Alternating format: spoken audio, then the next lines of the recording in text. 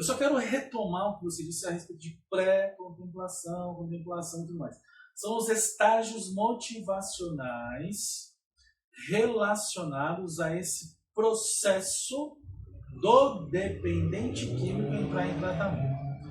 Pré-contemplação é aquele estágio onde a pessoa que possui um problema com drogas ainda não entende, não vê ou não admite que usar droga ou beber de forma abusiva é um problema. Se não é um problema, para que eu vou tratar? Pré-contemplação. Contemplação é quando a pessoa já até admite, já até percebe que aquele hábito, aquele comportamento traz um certo prejuízo. Só que é uma pessoa que ainda não está na ação, né? A partir do momento que eu observo que há um prejuízo, eu inicio um processo de mudança. Quem está na contemplação ainda não chegou nesse estágio. Então, para que a pessoa evolua nesse processo e vá, com o tempo, passando por essas fases, existe também a dificuldade da família em poder lidar com isso. Fazer com que o dependente, fazer com que a pessoa entre no processo de contemplação e ação, não vai depender exclusivamente da família. Vai depender do sim, do querer, do aceitar e do admitir de quem faz isso. O grande problema do familiar é, e isso é uma característica, querer resolver o problema para a pessoa. Eu vou fazer com que ela inicie um processo. Eu vou conseguir fazer com que ela perceba o prejuízo. E aí gasta tempo, energia, conversas, né? É um desperdício de tempo. Essa é a verdade. A família tem que, ao perceber o problema no outro, ao identificar isso como de fato uma situação, um problema, a família precisa, ele iniciar o seu próprio tratamento. Ele precisa iniciar um processo de mudança nele mesmo. Porque é a partir da mudança dele que talvez, digo talvez, esta fantasia onipotente do familiar é um dos maiores problemas para que o próprio dependente entre no processo de recuperação. Porque muitas vezes o familiar impede que o próprio dependente experimente os prejuízos daquele processo ao qual ele não adere. Veja, eu não estou falando de um usuário de crack que está na Cracolândia. Tá? Este, eu penso que necessita de uma intervenção um pouco mais contundente, uma intervenção mais agressiva, uma ação efetiva externa. Porque eu não compreendo, eu não entendo uma pessoa que viva na Cracolândia, que utilize o crack, alguém que esteja ou tenha o mínimo de condição para ter uma crítica ou uma autocrítica a respeito do seu estado de saúde. Eu não estou falando desse dependente. Eu estou falando desse dependente, dessa pessoa que produz ainda, que trabalha, né? Que mal e mal ainda contribui com alguma coisa dentro de casa, né? Que possui um nível de comprometimento que ainda não o levou, ou não induziu, ou não instalou nele um processo de perda extrema. Porque quando a pessoa está com a doença da dependência química instalada, foi um processo de anos Um processo de anos com o uso progressivo e progressivamente houve um problema, um aumento desse problema e aí se instala a dependência química. Então, uma pessoa que já encontra, já está no processo de dependência instalada, já tem aí prejuízos mais do que comprovados à sua vida, à sua saúde. Então não há muito o que a família, digamos, tentar explicar. É um fato. A família é que demorou, às vezes, para também tomar uma atitude. Então, por isso que eu digo que é complicado, que é complexo, porque existem aí nuances, existem aí características muito específicas para cada caso. Mas dentro de um conceito mais didático, pensando neste processo onde a família identifica o problema e que o outro, que o dependente, ou esse usuário problemático, que ainda não é um dependente, mas está num percurso de se tornar de fato um dependente, precisa ter um enfrentamento, precisa existir um processo de sensibilização, de provocação, para que ele também comece a autocriticar-se. Quando a família sai da negação e observa o problema e entende que é necessário fazer algo, é onde ela começa a fazer o enfrentamento. E é onde ela começa também a tomar atitudes assertivas em relação a isso. Então, uma das formas que a família pode ajudar o outro a entrar nesse processo de contemplação e ação, que é de fato tratar-se, é começar a colocar limites, começar a impor de fato perdas a este familiar, é começar a limitar algumas ações dele, impedindo que ele mantenha o mesmo padrão de comportamento sem nenhum tipo de perda. O grande problema é quando o dependente, quando o usuário não experimenta uma perda de fato, né? E às vezes as perdas elas precisam ser cada vez maiores. Eu já conheci pessoas que o simples fato de ouvir a esposa dizer que vai sair de casa foi o suficiente para ele.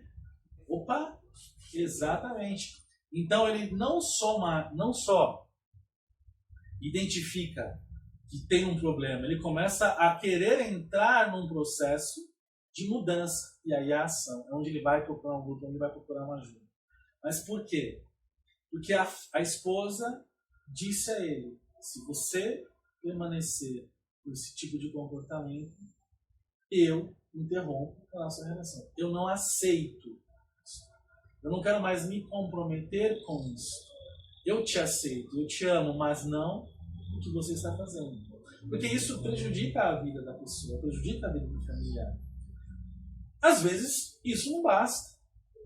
Às vezes o cara opta pela perda.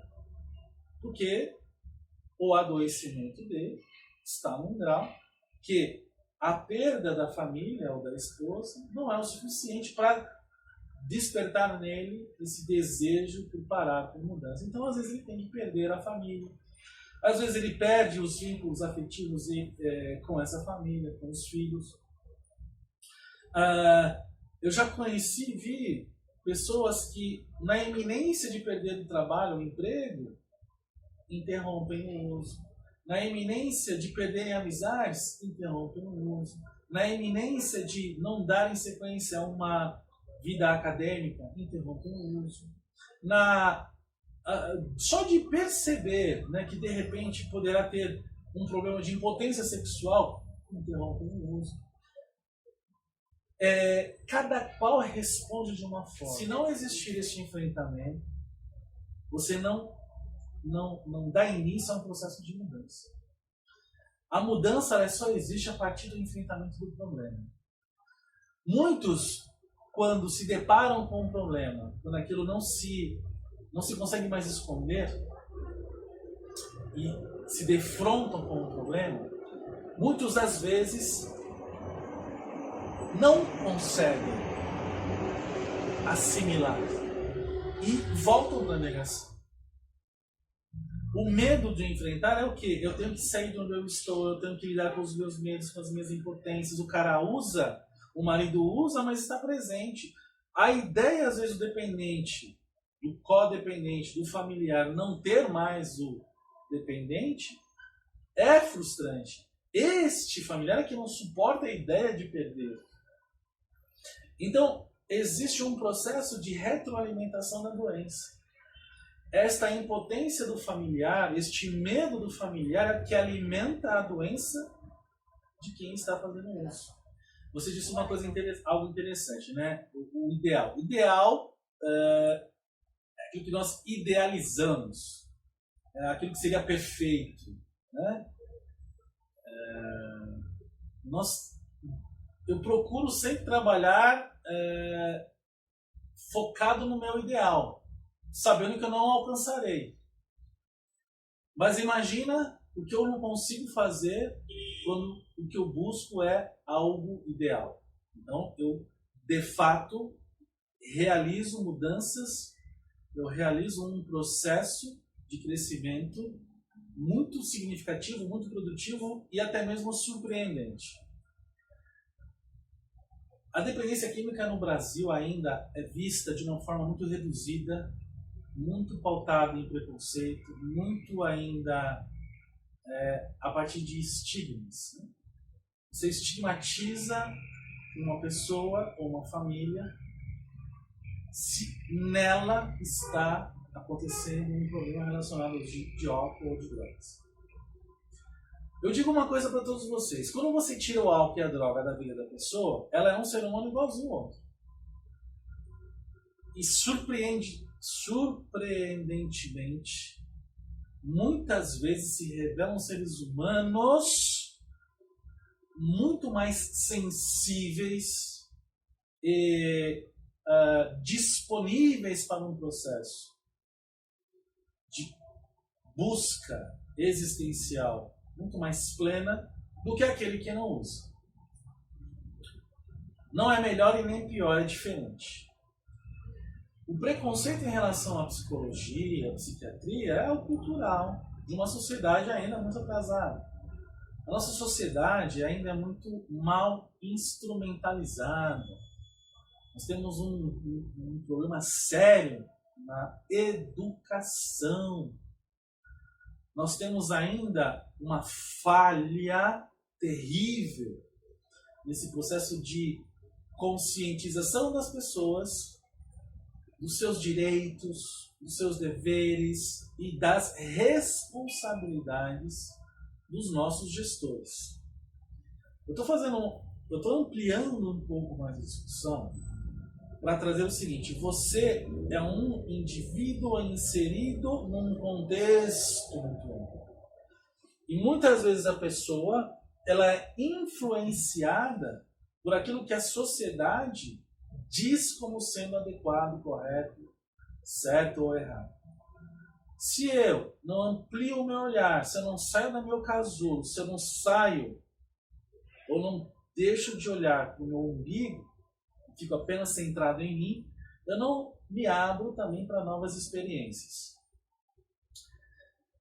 O ser humano e o dependente químico, eu entendo no seu contexto biopsicossocial e espiritual. Eu entendo ele no contexto integral.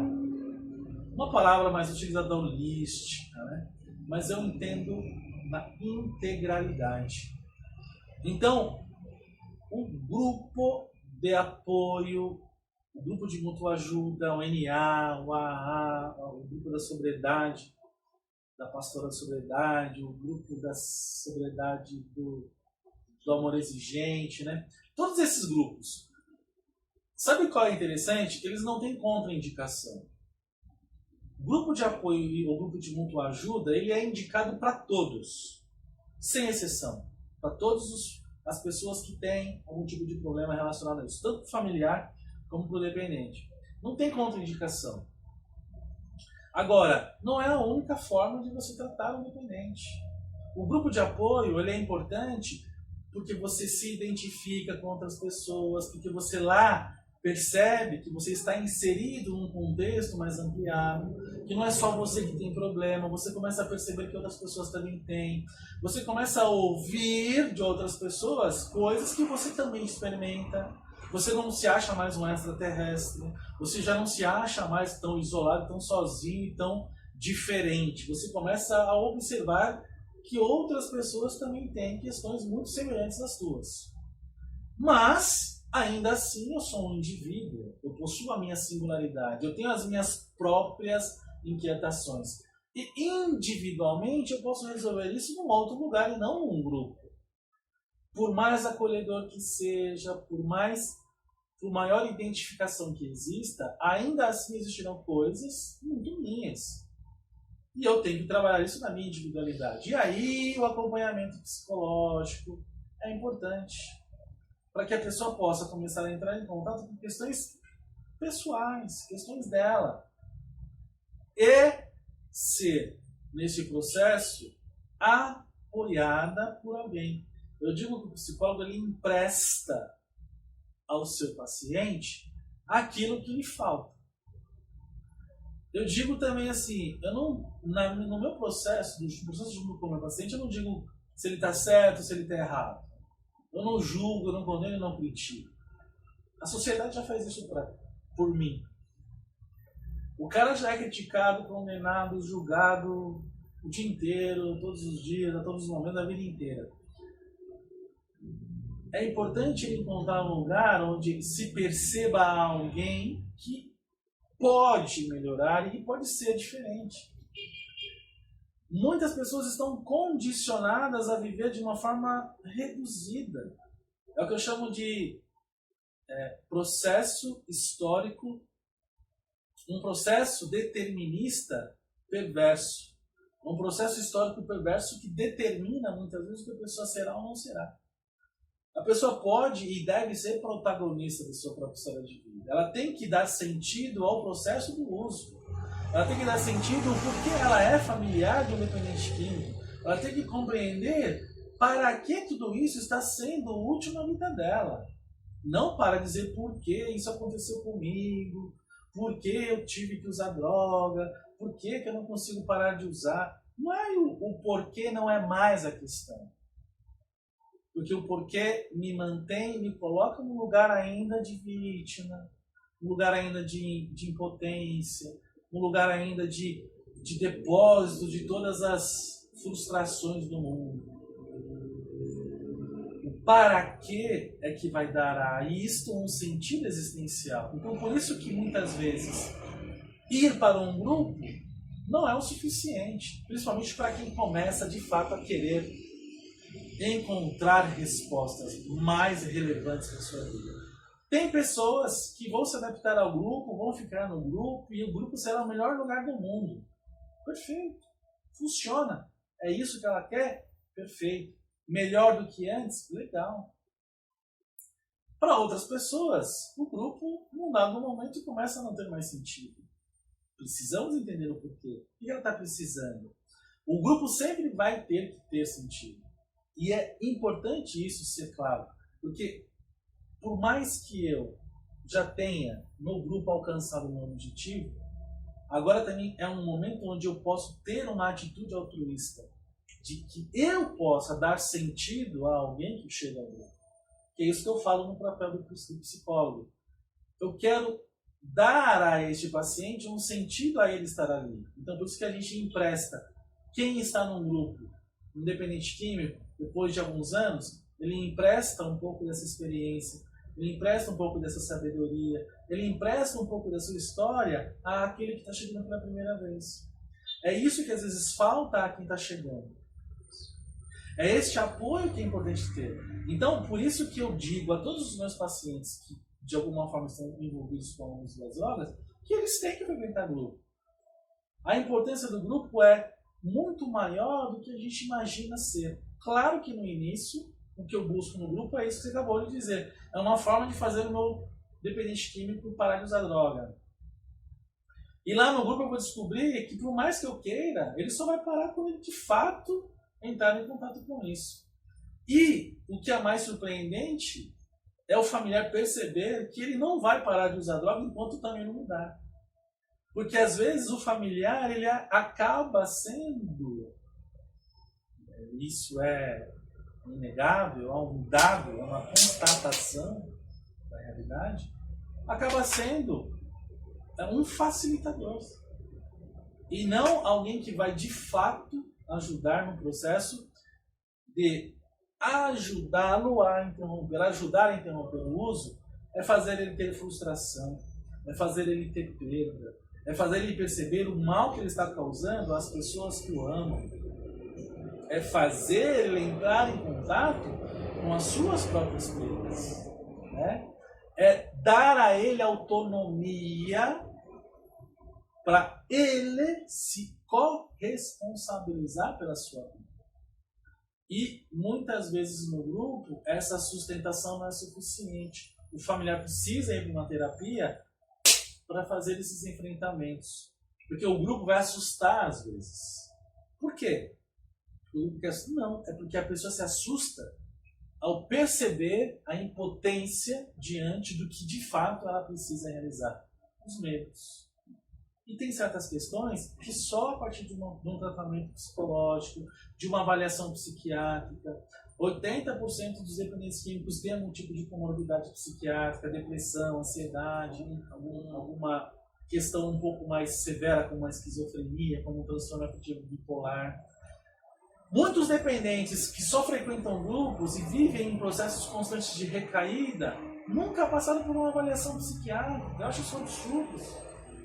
Uma avaliação clínica, uma avaliação psiquiátrica é extremamente recomendável. Algumas pessoas só vão conseguir interromper o uso passando por um processo psicoterápico, por um processo psiquiátrico, além de um grupo. Tem algumas pessoas que vão para grupos, se internam, fazem psicoterapia e precisam de uma avaliação psiquiátrica, lança a mão de todas as possibilidades. Não é porque eu sou diferente, especial, melhor ou pior, não.